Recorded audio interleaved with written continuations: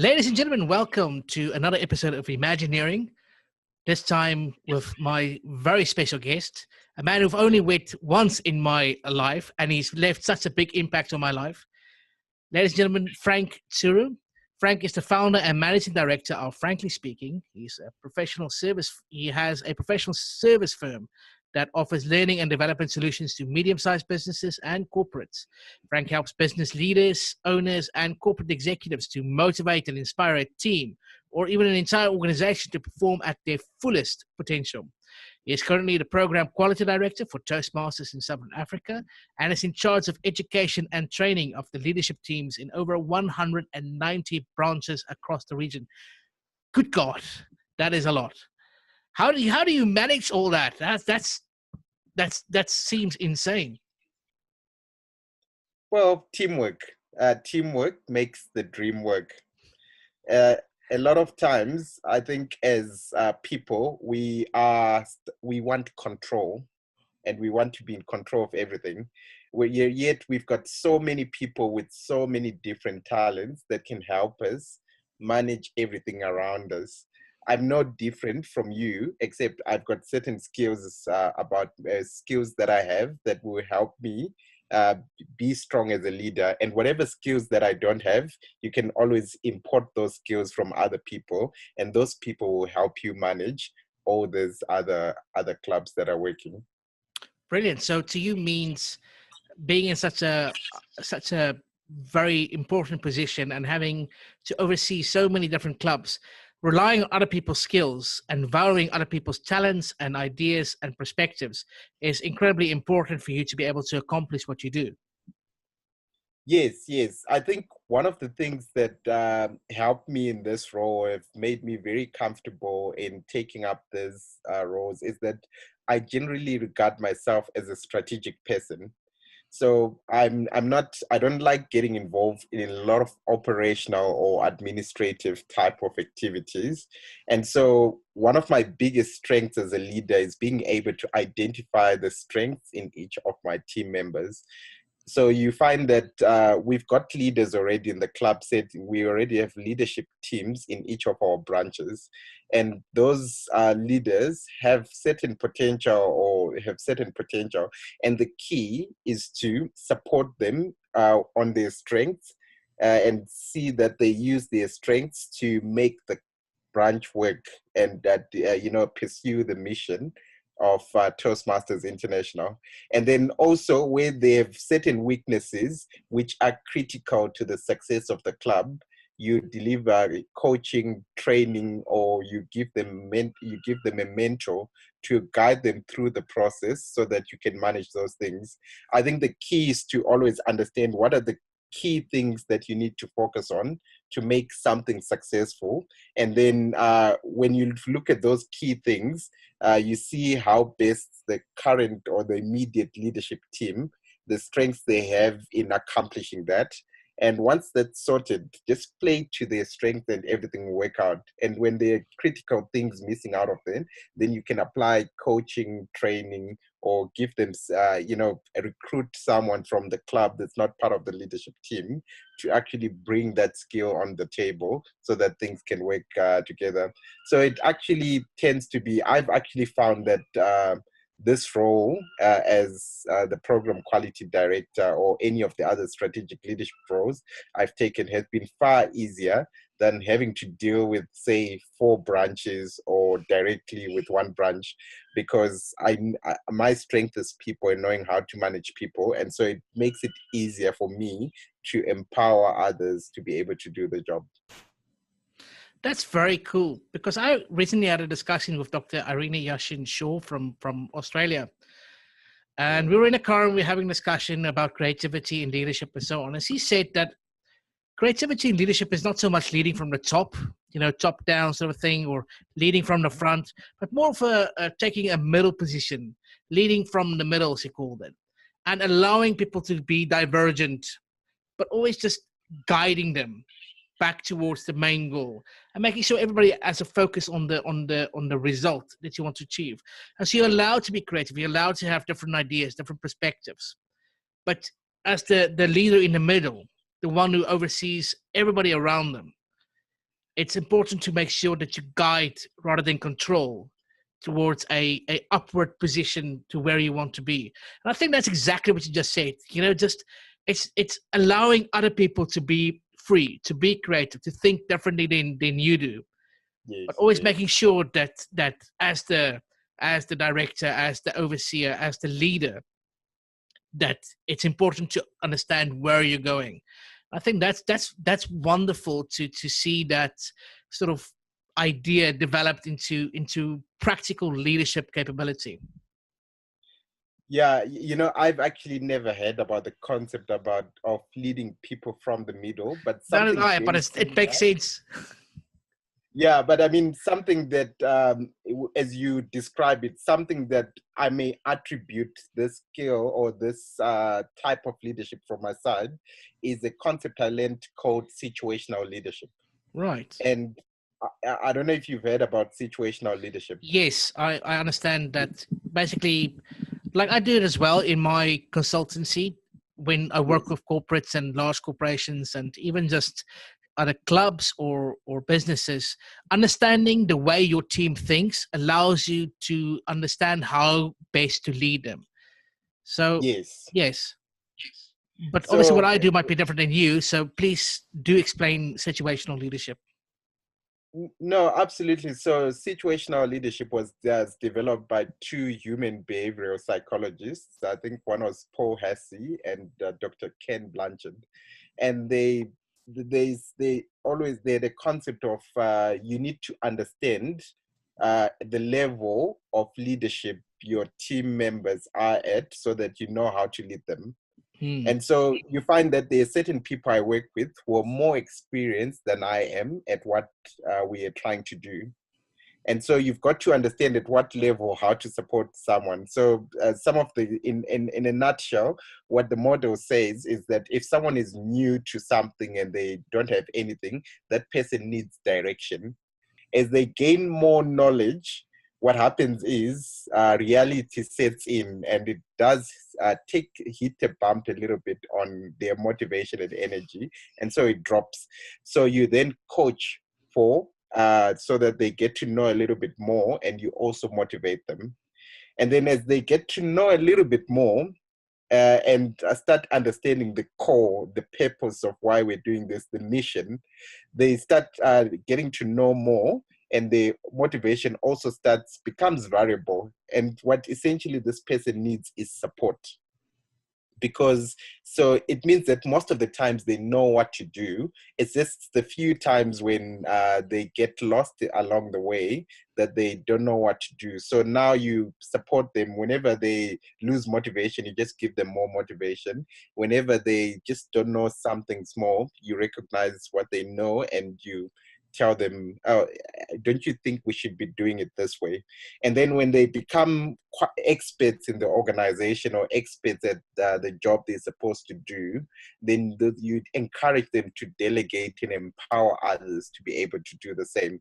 So I think situational leadership is understanding where your team is, because I've seen so many leaders saying, oh, I'm going to delegate this, but they're delegating to someone new who doesn't even have any experience on what you're doing, and no result will be made. So as leaders, it's important to remember that all we are after is progress in the direction of our mission. How it's done, whether you hit my ego or do something else during the process, is something that we need to be above, because as leaders we need to be the bigger person. So you need to allow people to express themselves in whatever way they do. Sometimes you may not like it, but it's important to always respect how people do certain things, because it will always allow them to, you'll be surprised. I've been surprised by my teams. There's so many things I've thought, oh, this is impossible. You can't do it this way. And I've been constantly proven wrong. And as I mature in leadership, I learn to respect people's ways of doing things. And then if it doesn't work, they learn from the process. You learn more effectively when you fail. And so that's important, to allow your team members to express themselves freely. So it's important to understand that as a leader, you can't possibly do everything. It's important to rely on other people's skills, their perspectives, their way of thinking. Yes. Also, that's where the delegation comes in, but you can't just delegate to any random person on the street. It's like you there, you're closest, you take charge of this. It's important to not only delegate, but to know who you're delegating the work to. What is their leadership level, as you said? Yes, yes. One of the things I do in my business is events organization. So I organize events for corporates and so forth. And so when I joined Toastmasters initially, I had the opportunity of being the club sergeant at arms on an acting role after our sergeant at arms had left. And one of the things I always thought I had to do the room preparation and the decoration and all that. But then Toastmasters taught me that you can import those skills. Uh, when you get a role as a leader, you're not always responsible. You can delegate responsibility. What you are is you are accountable. So as a leader, if you find someone who's able to do the decorations and someone who's able to place things nicely on the tables and someone who's best able to serve people with food and drink in the best possible way, that's actually you're actually accomplishing your goals as a leader, and that's all you need. And I think so many people feel that when they're made leaders, they need to make everything happen. And I think it's important to remember, and I repeat this because I feel it's very important, there are some people who may not be overly better than you are at the project you're managing, but in some of the minute things you're doing during the process, they may have better ideas, or they may even be more experienced than you are at doing things. And I think one of the things that can change your life a lot as a leader, that can help you take the organization to the next level, is being able to identify something in someone that they're able to do so well during the process, and place them in the right area and allow them to express themselves freely and add, what can I say, their signature to stuff. Right. So that they can express themselves very well. And I'll just give one more example around allowing people to express themselves. I've been to award evenings where they give very simple awards, but they give them meaning. So someone says, Brant, I'm giving you this book, and I got this book when I was at this airport, and I was going through this in my business. And, after listening to your story, I thought, this book might speak to you, right? And now this is a book that probably costs 200 Namibian dollars or rand or 20 US dollars. However, someone can give a gift worth maybe 1,000 US dollars, and that book may have far less meaning than anything. And so it's not always about the money you put into something, or your expertise or experience. Sometimes it's little things that are done in a certain way and packaged in a certain thing that make things beautiful and different. And so it's always important to just allow everyone to bring their ideas to the table and express themselves freely, because that could make a difference in whatever project you're working on, and bring the difference that motivates people to pursue the journey, because it's just something different. It's not monotonous. I love that. I love, because it's important to understand that money does not equal value. Yes. It's important to understand that allowing people to be creative, allowing them to express themselves, allowing them to have different ideas is far more valuable than giving someone a prize of 1,000 US dollars or whatever. Yes. Rather than saying, I see what you've been doing, I feel it's important, and I recognize it with this, even if it's something very, very small. That means more. That's being more creative in your thinking, because I think creative thinking is not about how much money can I push into this. Yes. It's about how else can I think of this? How else can I look at it? And I love the fact that you said that being responsible and being accountable are two different things. Yes. You can be responsible and you can be accountable, Yes. but you don't have to be both at the same time. You can delegate the responsibility to someone else as long as you keep the accountability. I think that's important, especially in corporate structures where we want people to be more creative. We want people to come up with more problems more solutions to problems than they have problems. Instead of coming to me with a bunch of problems, come to me with solutions as well. Yes, yes. And so then I can give you the responsibility to handle it, because you know that at the ultimate, if it does fail, the accountability rests with everyone or just one person. And so you're allowed the freedom to try different things and look at things differently.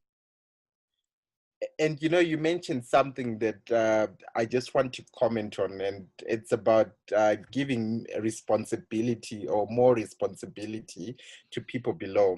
I believe in one way or another, every human being on earth is in search for significance, right?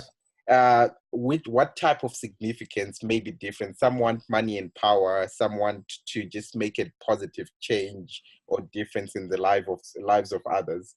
And one of the things that got me into business very early in my life is I couldn't stand in the corporate I was working for. I couldn't stand not being given more responsibility. When you're in corporate, you want to do something that seemed to make a big difference in the organization. And so when you do not allow me the opportunity to express myself freely, I feel stifled. Right. Now, not everyone is like that, but I think a lot of people would love to be recognized, even if they don't want to be seen or recognized. I think it's always a good thing to give, your subordinates, whether it's in corporate or in business, the opportunity to, do something beyond what they're doing. And, if they get it right, this is something that could take their confidence to another level, and you empower someone to express themselves freely. And I always like using my story. The first time I joined Toastmasters, Toastmasters is in the business of helping individuals become more effective communicators and leaders. Now, I'd been part of many public speaking clubs before I joined Toastmasters. And the challenge was to be part of that club, you had to be great at public speaking already. And so I was quite surprised when I went to my first Toastmasters meeting and I saw people learning how to speak. And I had vowed that I would never join this organization because these people, I thought I was expecting to see very good speakers from the organization. And whilst I did see one or two, some of them were learning how to speak. And it's the guy that encouraged me to join. What he said to me was quite profound that day, because he says, Frank, do you believe that there are people in this world who have so much to contribute, but just lack the confidence to do so? And I think it's important to realize that there are people in this world who could solve so many complex problems we've been struggling with our entire life, but because they struggle to put themselves forward and say, here's my solution, and assert themselves and say, let's do this and influence the direction, we're not able to enjoy those solutions. So I cannot overemphasize the importance for leaders for always giving people an opportunity to express themselves, because the confidence they get out of the process can be the thing that helps them solve a problem that we've been struggling with a lifetime, and bring things forward. And that's the importance. We do. I think as leaders, we should also be agents of confidence. We need to empower our followers to be more, to believe in themselves a lot more. And when this world, when we apply each and everyone's skill set in the process and recognize our strengths, I think we're able to solve problems more efficiently and effectively. That's very cool, because I also say that we are all born creative. You don't teach a child how to play, how to laugh, how to enjoy life. That is instinctive in their nature. Yes. But we go through a school system that encourages conformity. We grow up in an environment that teaches you this is the way to act and that's no other way to act. We go through relationships and corporate structures that only tells you there's one line to follow. Yes. And so we are afraid to step outside of our comfort zones, to express different viewpoints, different ideas, because it's not valued or appreciated or encouraged. And it's not a supportive, creative environment. And so I would like to tell you a personal story about Absolutely. myself. I never considered myself creative or even innovative for that matter. It's something that I just never put, I never thought I was creative or anything. If at all, I'm a detail-oriented person and I'm compliant. I've got lots of compliant blood. For crying out loud, I'm an accountant. So I've got lots of rules and things that govern the way I do things.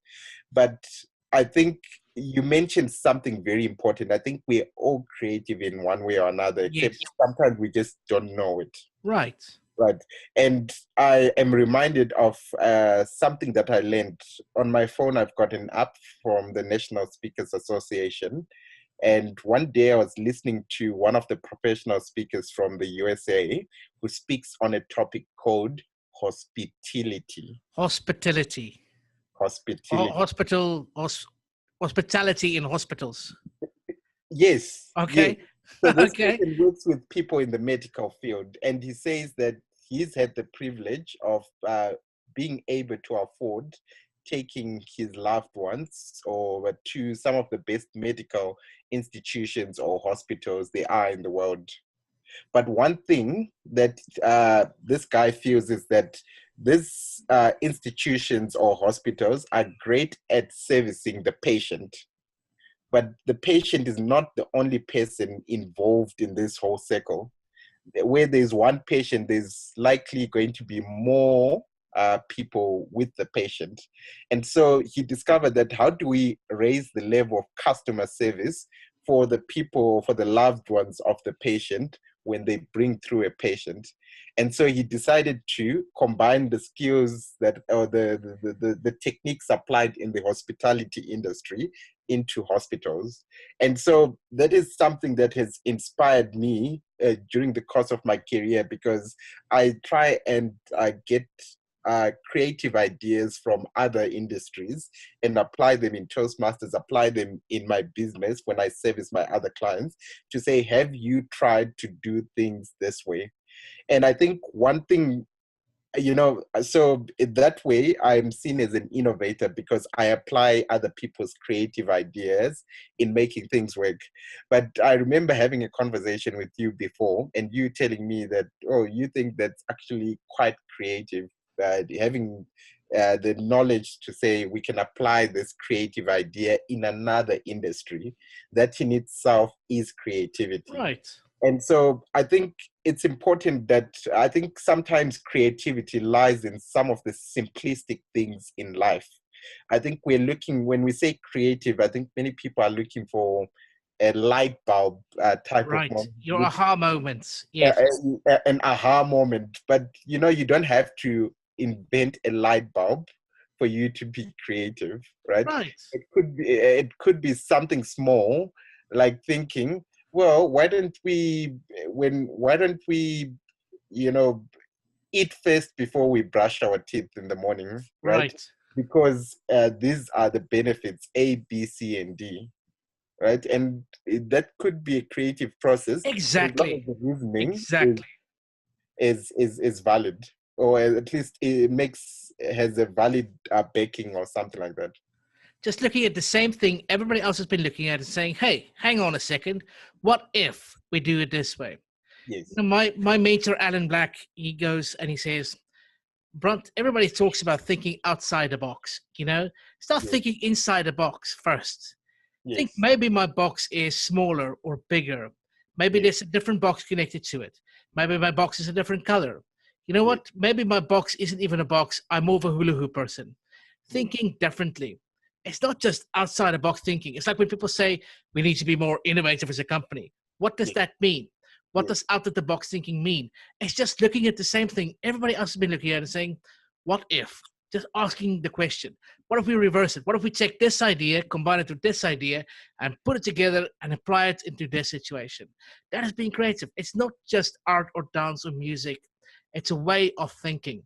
And I think you just prove exactly what I'm trying to say.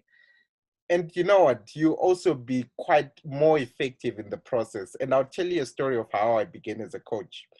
I was someone who was very inquisitive. I asked questions about anything and everything. And I'm that kind of person who's not shy at whatever level I am to say, you know what, I don't understand the meaning of this word. Right. Right? And in fact, the first time someone said to me, "You're innovative," I went to Google. I read about the word innovation, but I went to Google. I tried looking for ideas of what innovation actually means in creative. Mm. And so when I started off as a coach, what happened was I was very inquisitive, and I was I was coaching a certain executive on a certain speech. I knew them personally, so I was just helping them with a speech, just casually. And this person says to me, "Frank, why don't you become a coach? Mm. Because you seem to have ask these simple questions that are difficult to answer, but make a big difference in life." And what this person did is they had to give a speech to a group of people in a local area. And by the time they had to go to the regional, to go to a bit of a bigger group at regional level, they decided to engage a professional coach to do this. And I think this person had been trained, had gone through one of these training programs for coaching administered by someone. And I think this person was guided by a certain framework they wanted to adhere to. And when he eventually had to present to an international audience, he came back to me and said, "Frank, I would like you to coach me again, because I personally feel that there wasn't much of a difference between what you do and the other person, the other professional I went to. And what I like more about you is your questioning is natural. You're not confined by a framework. You're open to new ideas in doing so." And so that's how I started off as a coach, because one of my friends, Lloyd Mugabe, who is a finance executive at one of the biggest lottery companies in Zimbabwe and horse racing company, say to me, "I think you would make a great coach. You've got this in you naturally." And that's when I started pursuing the ICF route, the International Coaches Federation route. But it's something that came naturally. And I think it emphasizes the importance. I think organizations like the ICF are very important for anyone, because they protect the industry from dubious things. Because as coaches or as leaders, we are people of influence, and we could either hurt or empower the people that we are helping with. But at the same time, I think it's always very important to listen and to allow people to express themselves naturally, and not always confine yourself to a framework, because sometimes that framework may actually limit you. It may confine you into a certain space, and you may miss out on other things that could make a very big difference.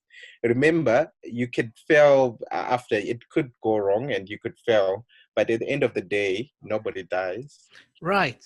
But even from failure, there's lessons to be learned, Yes, yes, yes, yes, even if it's what not to do.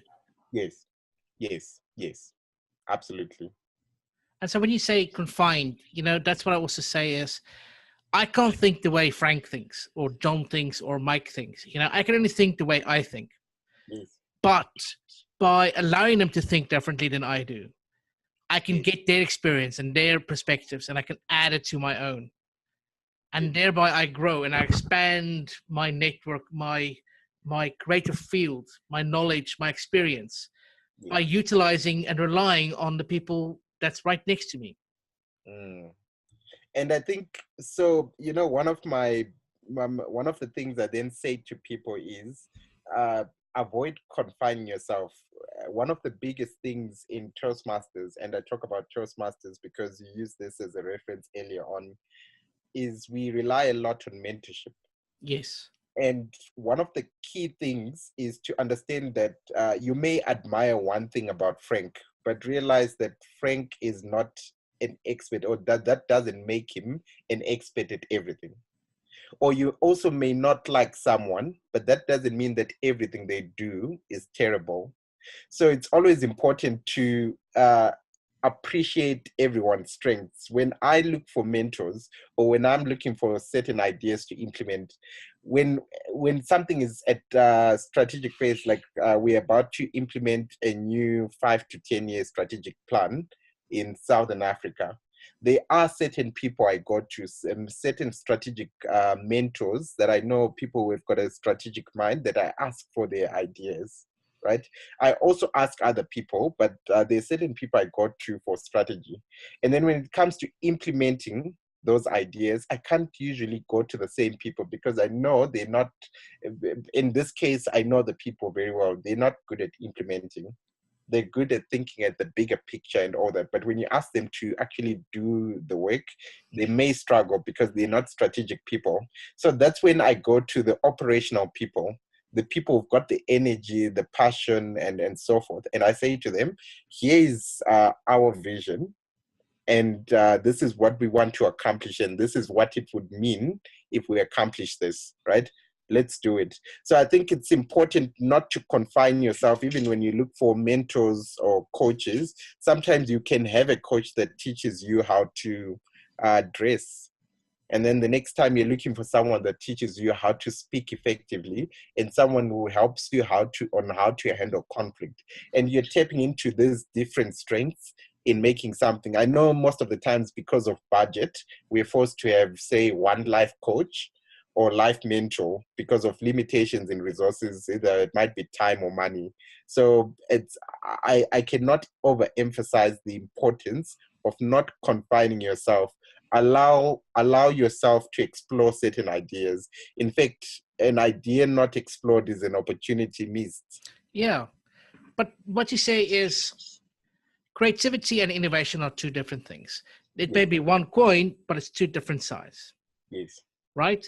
So you have your people that are highly creative or highly fluent in thinking of different ideas, but understanding the steps needed to get from A to B is a different sort of skill set.